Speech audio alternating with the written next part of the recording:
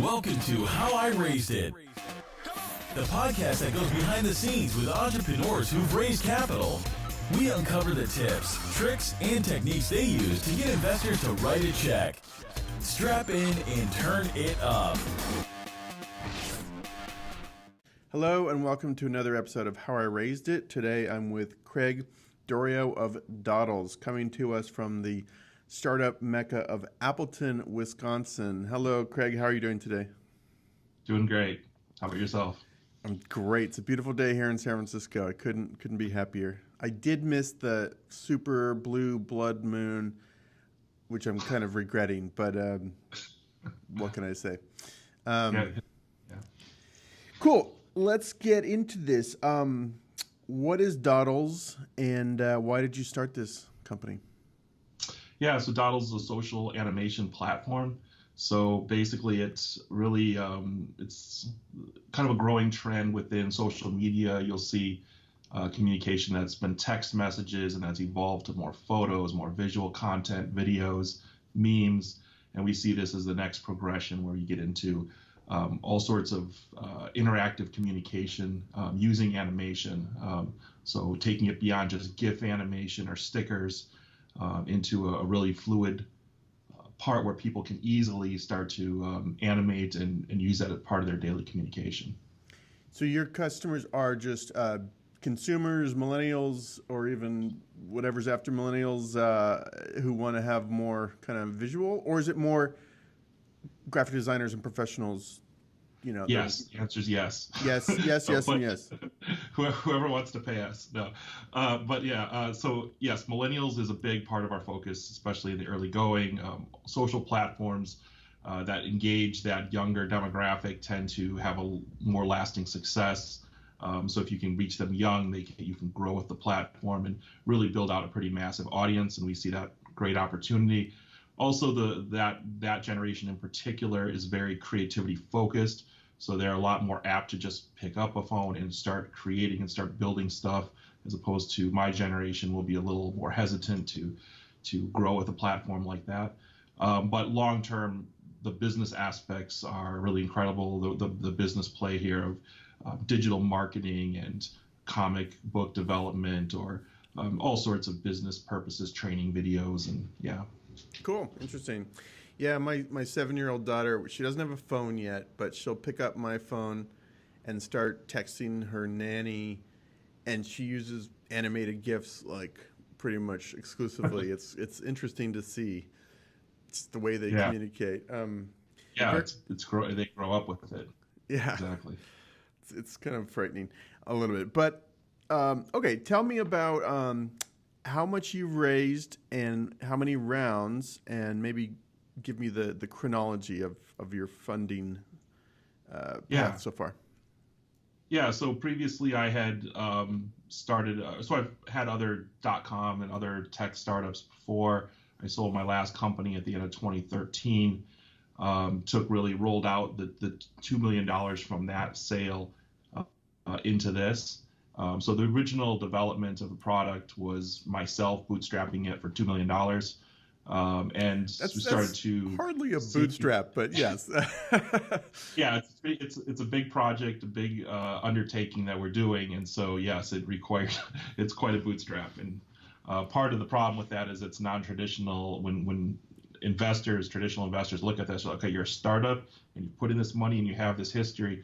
What do we do with this? It doesn't fit their normal metrics. Yeah. So that's one of the challenges. But we started to see around early 2016 early 2017 that we were coming up against the end of that capital, and that we were going to run out within half a year. And so we started to see the need to network and start to get our pitch deck in order. And so that led us into doing a round of investments of $300,000 of external funds, primarily friends and family, and also angel investments, and then kind of doing a bigger round this time around with $600,000 now, and we're about halfway through that round. So that's the chronology. Friends and family and angels, and are these all Wisconsin folks? Are you tapping, and what's actually one of the questions is, what's the funding environment like in Wisconsin? How are you raising money from Appleton, Wisconsin? Yeah, it's a challenge here. There's a report, the Kaufman report, that categorizes state as part of this. They categorize how venture capital is in state by state basis, and Wisconsin has the great distinction of being 50th place 3 years running. So it's just a great place for raising capital. It's a challenge here, and it's just that VC money is just it's a different mentality of the fundraising efforts, it's got a lot of challenges. So how are you finding angels? I mean, how are you finding these folks that came in that initial round and that are you're targeting right now? So the first thing that we did was we did target. Actually, we started by targeting VCs and saying, okay, I've put in $2 million. I have this track record, built other tech startups before, and we wanted to see how what their reaction was. And a lot of them really loved what we were doing technologically, but they say, okay, you don't fit into our box because we think that a pre-revenue company needs to be ABC valuation, and here's your range. And that's not who we were. We're a company that are going from a much bigger play, a much bigger market with more money to the table. We bring a lot more to the table than a typical startup. And so we really had to, we basically couldn't come to agreement with a lot of the VCs we were talking to early on. Of course, we were doing that within our state of Wisconsin. I think that the VC community out in San Francisco is very progressive. They're very much on the cutting edge, and they're looking at early stage startups these days. So they're doing a lot more than our state is. So because of that challenge, we started to go back to our network and say, okay, one of the things that they're giving us pushback on is valuation. They're saying, okay, you have to be a $2 to $5 million company because you're pre-revenue. We didn't believe that because we've already put in $2 million and we believe where we're going. So how do we test that? And if we go to our parents, they're going to say, oh, sure, it's worth that much money. So that's not a good way to really test that you're on the right track. And we want to be fair because we want to be able to grow to the next round. So we really pushed it out there to different angel networks. One of the resources we used was AngelList, and we got on there and put it out there. And one of the first bites back we received from AngelList was somebody who had worked for Microsoft and Amazon and some other companies and somebody who had knowledge of our area, what we were developing. Like, he wrote his doctoral thesis, I think, in this specific area. So because of that, he had the understanding of what we were doing and what we were about. He believed in it, and he was able to validate, yes, this is worth $10 million for where you're at. We got our valuation, and then we went back to our network and we said, okay, we've got our first investor in. Who else is in? And within 16 days, we had 10 different investors through our local network, all pitch in $30,000. That's great. Yeah, that's impressive. And that the guy who kind of tipped it, the ex-Microsoft guy, he literally saw your profile on AngelList and reached out to you, and that began the discussion, or did you target him somehow? Yeah, we didn't. We just put it out there. So we basically were somehow listed in AngelList. I'm not even the person that does the outreach on that part. So we kind of consider the outreach more of a marketing arm of our company. And so we had our VP of marketing set up that profile on AngelList. And within that, I guess somehow it got into Wisconsin Angel Network. And then from there, which was, I guess, a subgroup within AngelList. And then from there, he saw us listed there, checked us out, was interested, and through a couple calls, wanted in. Okay, interesting. Now, did I read you've also done a Kickstarter campaign? Yeah, we did a Kickstarter about a year ago, almost a year ago now. About 9 months ago. And it was a small raise, about $10,000. But that really helped us kind of get our marketing voice and really decide on how we're going to pitch the product, which did eventually help a lot of other areas that we needed. I wouldn't say it was really successful from a financial, from a revenue perspective, but it really helped us start to engage our audience and start to force us to get disciplined about the marketing aspects of what we were trying to do. Sure. Yeah. What any tips for doing a Kickstarter campaign or things you learned along the way that you would repeat? It's a lot of work. Yeah. It was a lot of work. We did a lot of research. We put a lot of effort into creating a funny video. We staged it. I think we put a lot more into it than we got out financially, a significant amount more we put into it financially than we got out of it. But again, like I said, it helped us grow in several areas. So yeah, I wouldn't. That's a whole nother discussion. It's just a big beast all by itself. So you would do it again if you were to do this all over again? I think we would, just because of the audience engagement. Like it helped us. I think it helped us really get disciplined in the marketing side and know who our audience is and learn how to speak to them. And it walked us through a process that we would continue to use in other areas for how to do outreach to our users. And really, when we started approaching the investment side, we approached it more as kind of how I had in the past. Like here's our pitch deck, and it was very kind of boring and very traditional with lots of facts and figures and sheets. That's kind of how we approached, I think, originally our business pitching as well.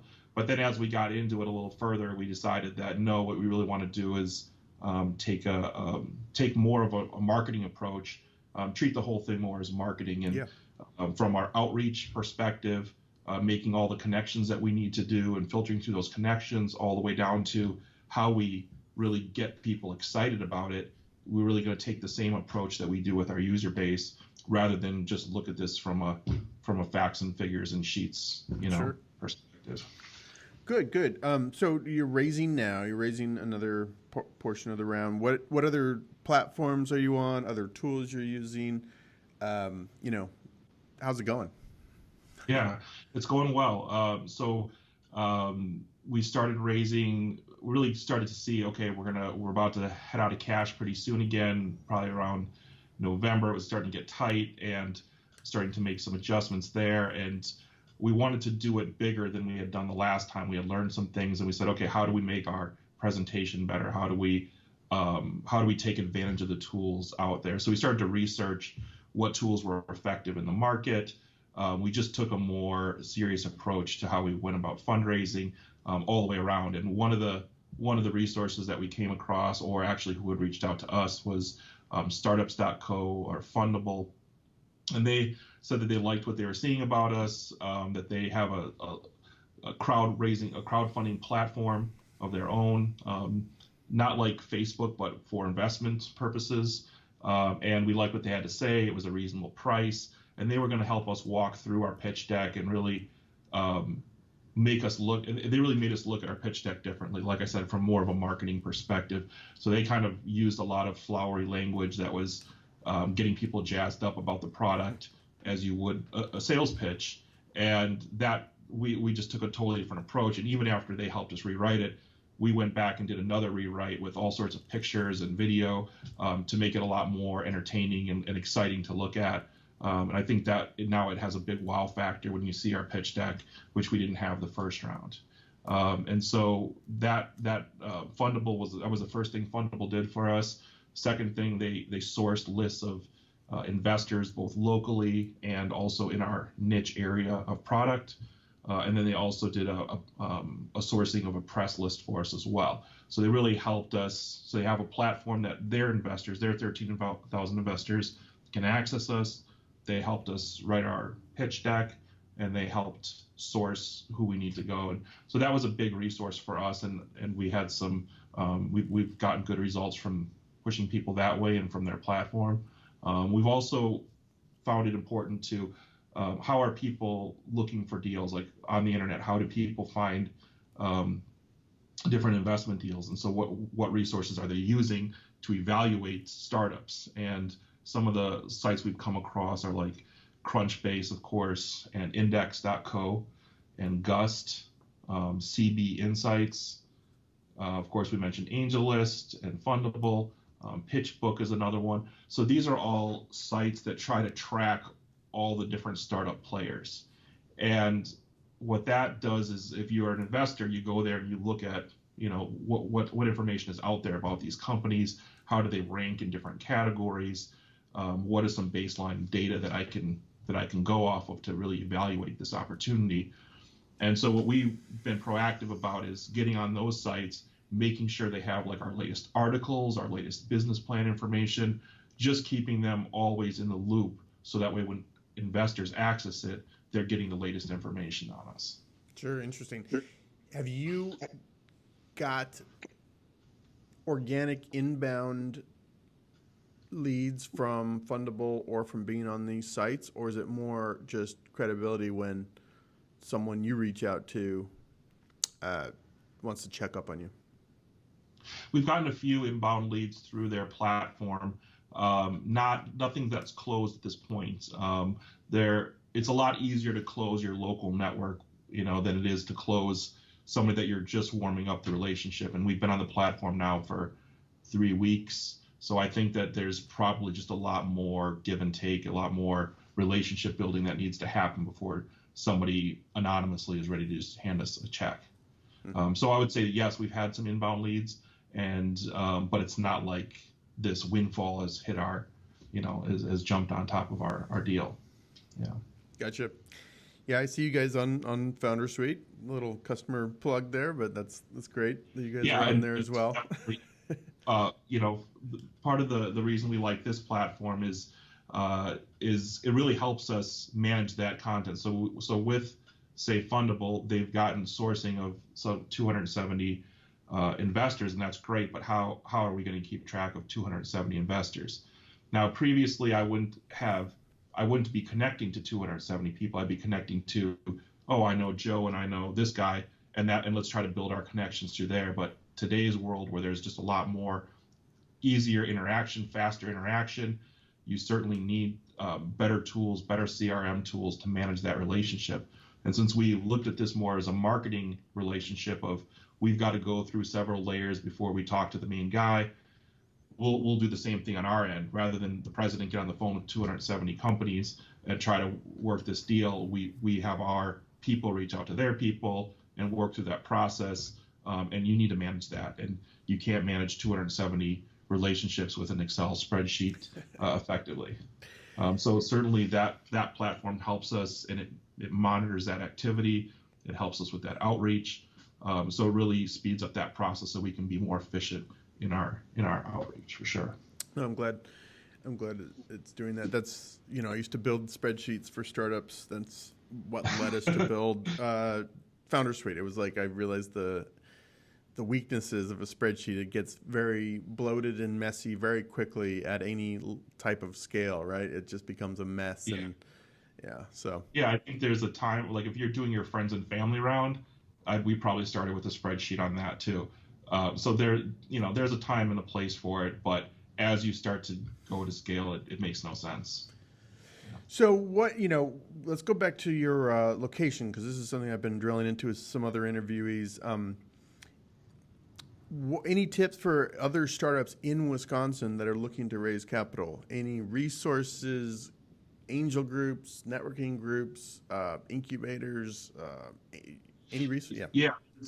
So one thing that is happening in Wisconsin, and it's probably happening elsewhere, but there is a renewed interest in starting to change the culture here in Wisconsin as it relates to the investment mindset, because the investment mindset is very traditional. It's a history of very traditional style of companies, and then you get investors that they want to see, okay, what are your revenues, and then based on that they're going to invest or not. It's not practical for a tech startup, especially any significant size, to start up here in Wisconsin historically. But now you're seeing, like with Steve Case's Rise of the Rest, and other firms moving in and saying, there's innovation happening in Wisconsin too, and let's match up that money to those innovators. It's not just on the coast. And so they're seeing the opportunity, and so the culture's slowly starting to change. But I would not get disheartened based on the VCs here. There's still very few VCs in the state. And even if you don't fit into their box, 'cause they all seem to have the exact same box, and you're not going to fit into it. There's still a lot of angel money here in the state, and these traditional businesses and traditional money players, you don't necessarily need to go through the VCs to get to that. And you're going to have problems if you go sometimes through the VCs, because they've got to be responsible for this deal to their board. And so if they make a deal that's outside their box, they're gonna have problems. So they want to fit everything through that funnel, through that box. And unless you have a deal that fits into that sweet spot, you're going to want to know the sweet spots of these investors. And if you don't fit that sweet spot, don't be disappointed, because that's just not how they're going to invest. So how do people find, are there angel groups? Is there a Wisconsin Angels group? Is there a, I had an interview with a guy in Chicago, and he was talking about 1871, which is kind of a co-working space that was sort of a hub in Chicago. Where would you point, your friends? There's a lot of these hubs like you're referring to. There's a lot of that popping up around the state. So the one up here that's been starting is Generator is gaining some traction, and it's styled after the Y2 Combinator, and basically they have a couple programs similar to that. I know the Packers and Microsoft are starting a joint venture around another incubator in Green Bay, which is nearby. So there is activity that's starting to build up that are more resources. But a big part of this is you have to go through the gatekeepers for the money. So you find out who the gatekeepers are, and sometimes that's the small VCs are really the gatekeepers for that money. Sometimes it's at these networking events. So one thing is, what would I do differently is one thing I would go back and get more involved on the networking side. Our play was a much more national play than a local play, so I didn't really see the value in trying to make those local connections at first. And I had $2 million to start with, so I had some advantages that I wasn't really actively trying to build out my local network. But you'll find you got to engage that local network for any business, find out what resources are available, and keep interacting with that network. And then through that network, you're going to know somebody that knows somebody. You're going to start to build out those secondary relationships that are going to have access to those angel investors, and that know people that are going to help your business in different ways. So stay active in those networking events, of course. Do you anticipate going West Coast, East Coast, or outside Wisconsin for future rounds? I guess this current round you're doing sounds like you're still concentrating on your personal network, right? And then we're still. I would say that we're trying to take this out further in terms of the investment. So in our very first investor was out of Seattle. So It's not, we have not been we've been talking to people in Canada and Europe and other places, trying to reach out who's interested. But where we've found the most success is back here locally, at that level. So it's certainly not for lack of effort on our part. But for every type of investor, they tend to focus locally on their investments, and so that's that is a big challenge, and it's certainly not our preference. Very good. So we've covered most of this. What one piece of advice would you give your younger self if you were starting this process all over again? Or general advice if you want to share for founders? Yeah, so I touched on one, which is build out that local network. I think that's critical. Find out those resources.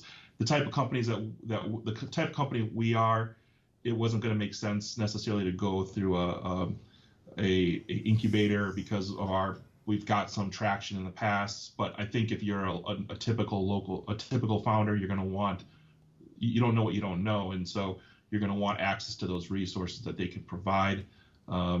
Because of that, you might also be more drawn to like a VC versus angel, because somebody can come in and hold your hand a little bit more, but you have to give up a lot of control. For our company, again, it didn't make as much sense to focus on VC because I've done this before a number of times.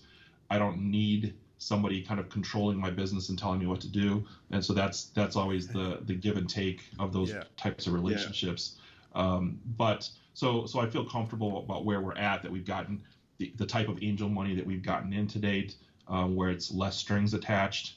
But I would have gone back and built out my network a little bit earlier. I would have focused more on, I would have approached this more from a marketing perspective. That fundraising from the start is saying this is like our press outreach, this is like our business relationships, this is just another type of relationship. And we would put our CRM in place, we put our build out that network, we focus marketing, putting out the marketing materials relating to this, just treating this like another silo, another customer. Sure. And if we looked at investors that way, we'd have hit the ground running a lot faster, I think, and had a little more faster success. Cool. All right, very good. Last question: who's the guy in the painting behind you? Is that you, or is that's that's me. So part of the fun thing about having a animation drawing company is that we get characters of ourselves, and we work with a lot of fun artists. So we're working with some Disney artists and things like that to do our character design, and we get a lot of it's me. Cool. It's good. Better looking version of me. So I like it. All right. Well, Craig, I appreciate it. Best of luck with Dodls, and thanks for a great podcast. I appreciate it. Thank you. Appreciate it as well. Bye. Bye.